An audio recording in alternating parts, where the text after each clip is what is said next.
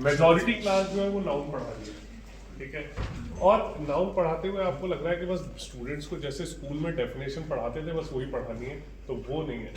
आप पढ़ाते समय ये ध्यान रखिए कि आप जो टॉपिक प्रिपेयर कर रहे हैं वो तो चाहे स्टूडेंट्स के लिए कर रहे हैं, पर वहाँ पर जो असेस आपको करने वाला है उसकी क्यूरोसिटी, उसका एंगेजमेंट भी बहुत जरूरी है।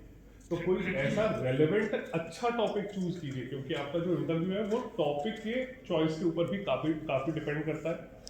काफी स्टूडेंट्स मैंने देखा है कि जिन्होंने रहने वाले किसी और इलाके के हैं पर उन्होंने जोन जो है वो चूज किया है जहाँ पे नंबर ऑफ वैकेंसीज या तो ज्यादा है या उन्हें लग रहा है कि वहाँ कट ऑफ क्लियर करना आसान है। ऐसे केस में वहां पर किस मीडियम में आपको असेसर्स को एड्रेस करना है वो भी ध्यान रखना है। काफी लोग मैंने देखा यहाँ पे इनिशियल कैंडिडेट्स जो थे प्योरली हिंदी स्पीकिंग थी उनका पूरा, और उन्होंने जोन चूज किया था नॉर्थ ईस्ट का या चेन्नई का, ठीक है। तो ये तो आपके लिए सुसाइडल है।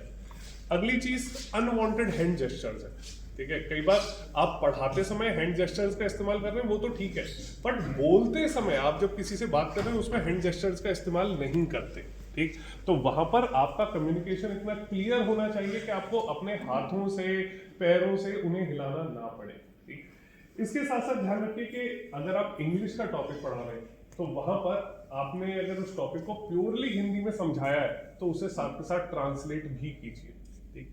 अधिकतर स्टूडेंट्स हैं वो भी जानते होंगे कि चाहे वो इंग्लिश का टॉपिक पढ़ा रहे हैं बट उनका प्रोनाउंसिएशन वीक है। काफी स्टूडेंट्स ने इंग्लिश के टीचर हैं पर बेसिक जो स्पेलिंग लिख रहे हैं वो ही गलत लिख रहे हैं, ठीक।